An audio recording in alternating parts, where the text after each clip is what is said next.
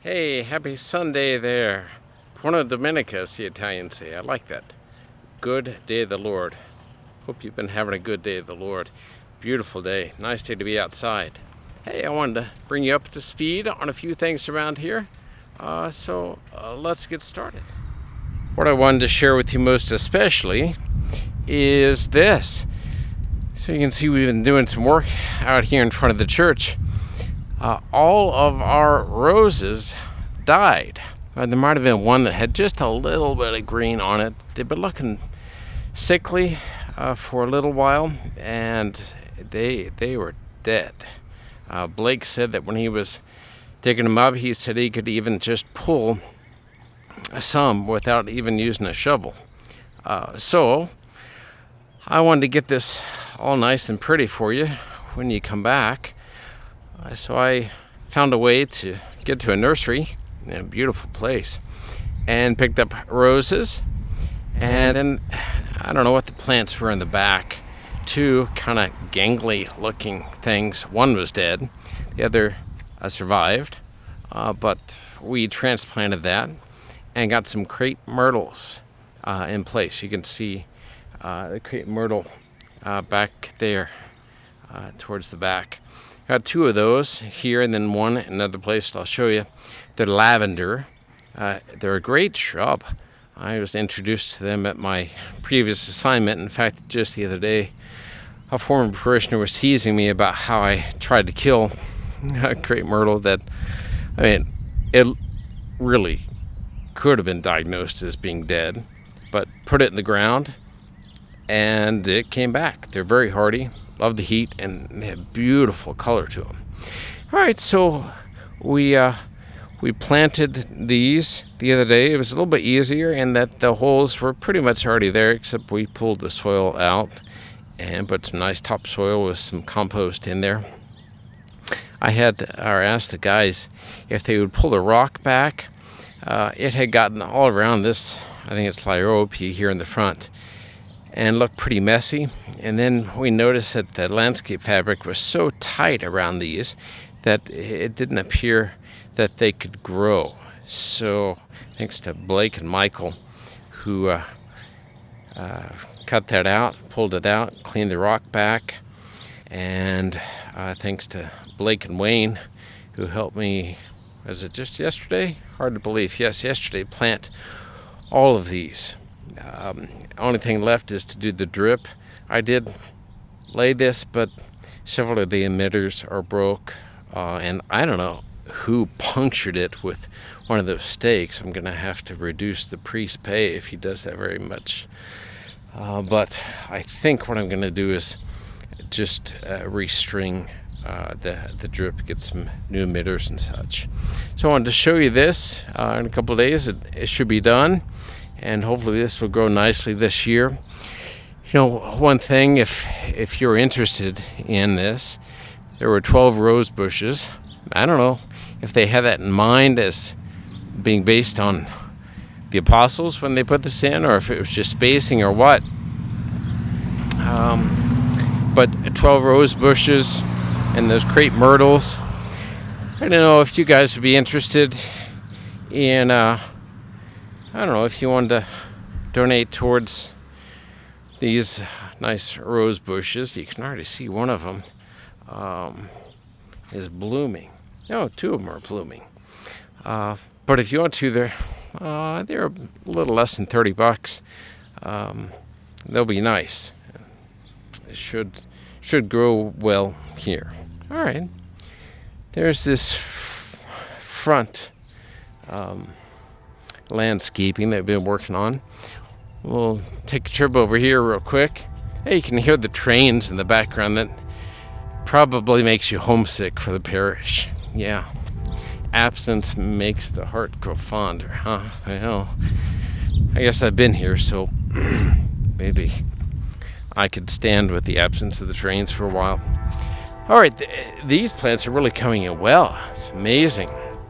They really shot up, especially that Veronica. But even our trees got some leaves on it. Those are going to be nice big oaks, provide some shade eventually. Yeah, look at that. Sure, those are Veronica. You can almost see the purple flowers. So that's going to be nice. Then we had this little open spot. That's where we put the third crepe myrtle, another lavender one. It'll get nice and big, maybe, I don't know, 5-6 feet tall. And then we had one tree left to get. I'd miscounted or we didn't space them quite right, so we had one tree, so I picked that tree up, and there we go. Okay, here's the train. So I'm gonna run real quick over to this other area.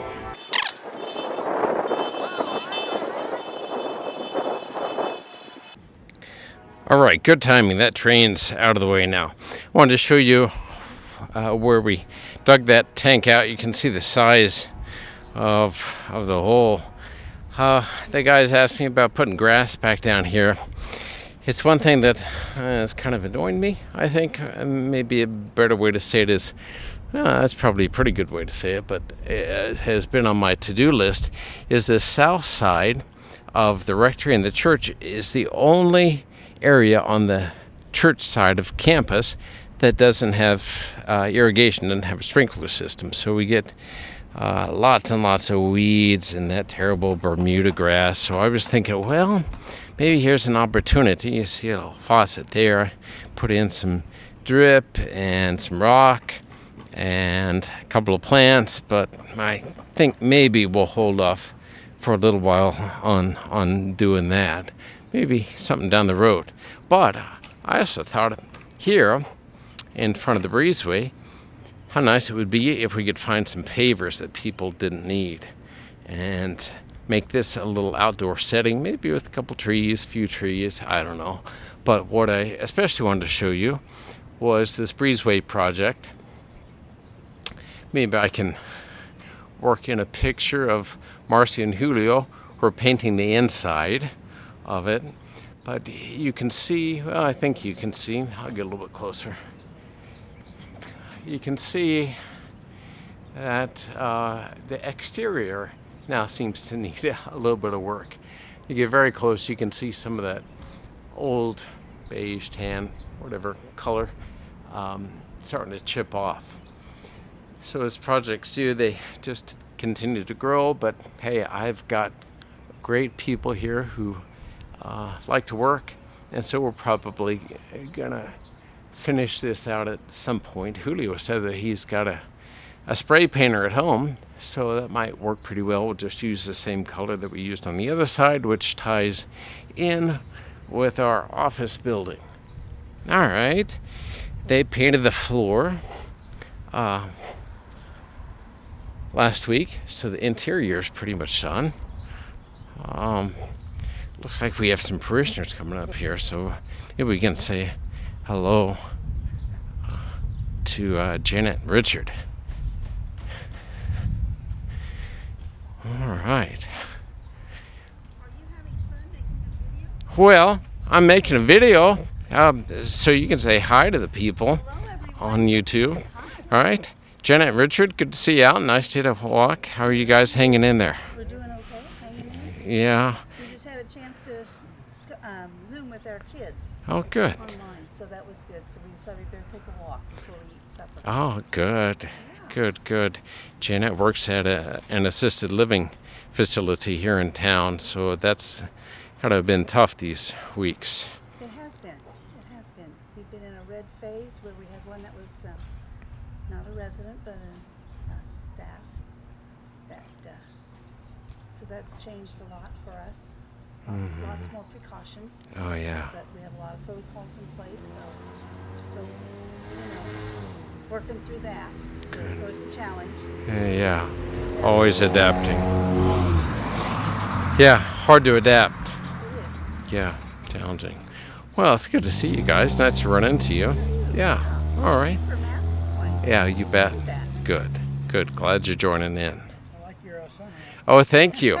Yeah, it makes a difference. I don't know why we ever gave up hats at some point in time, but I found, boy, they make a big difference, especially when your hair is getting long.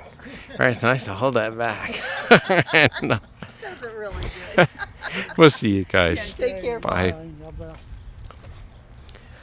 All right, good to run into parishioners. Nice to see people out and about. All right, just a couple other things. Share with you if you're still hanging in there. If you know me much at all, you know that order is, well, it's peaceful.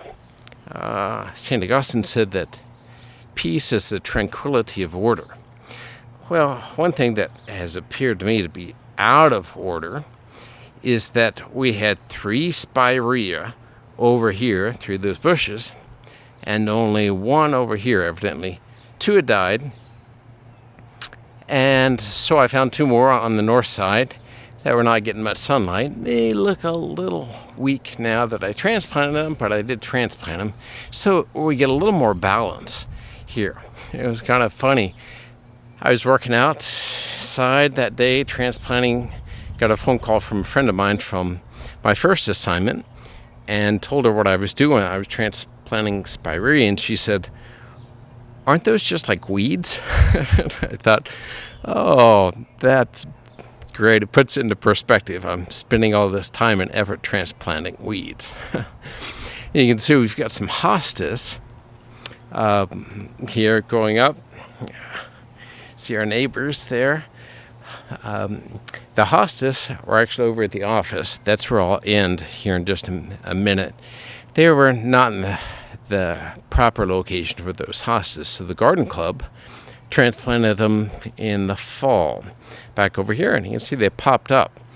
I think the next thing for us to do, is to put some edging in here and landscape fabric down, some drip, and some rock, just to kind of finish this off. Peace is the tranquility of order.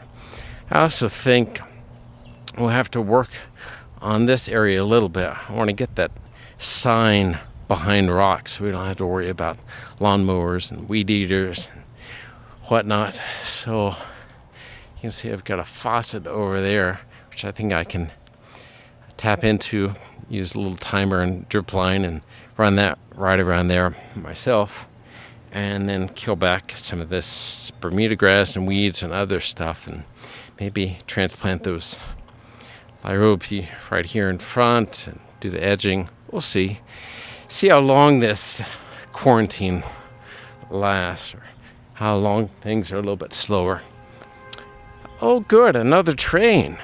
That's been 2 minutes, 3 minutes? How unusual. So over here we had the hostas that I mentioned, and they were just getting too much sun. But then we had other plants that died, and then that Japanese maple that I told you about before that Wayne transplanted and is looking so lovely over there. He did a great job getting so much of that root ball. And then we had a shrub that was right here where this boxwood is, and it just looked lopsided. Right, so when I was at the nursery, I picked up these barberries, which coordinate nicely in color with that Japanese maple, and another boxwood, and then pulled the boxwood out from the center over there and put it there. And well, I didn't count the number of barberries that they put in the vehicle for me, but we were 1 short. So it'll be boxwood, barberry, boxwood, barberry, boxwood, barberry, boxwood, barberry. Yeah, so it looked nice. And again, just kind of get that drip line run. There were so many emitters with those hostas that I just figured it would be wasteful to leave it as it was, because these shrubs won't need as much water, and there are far fewer plants there. Maybe there's our little spiritual lesson for the day. Plants respond well when they're in the environment that is suitable for them. Plants require specific environments, some sun, some part sun, some no sun or very little sun, some a lot of water, some a little water. They respond well if you put them in the right environment. If you don't, if you put one of those double knockouts in the shade and overwater it, well, it's not going to do well. We're composed partly of the same thing, matter. Of course, we know we're created in God's image and likeness, but we are matter as well. So we have a nature that is constant, right? That needs a certain environment in which to thrive. That's part of discernment, discerning the environment that God has created me for, the one in which I can thrive in. And it would make as much sense, I guess, for us to say, hey, I decide that I will be in this environment, or I will do this, or I want this, and it's inconsistent with our nature, and expect that we'll thrive. It would be like, I don't know, those rose bushes saying, hey, I'll take the shade. I want the shade. I'll thrive in the shade. Well, no, our nature doesn't permit that. God's created us in a specific way and for a specific task. Unlike the plants, we have a free will in which we can respond in a positive way, collaborate with how we're created, or kind of resist. And the more that we collaborate, the more that we grow. Bless you, and Buona Domenica.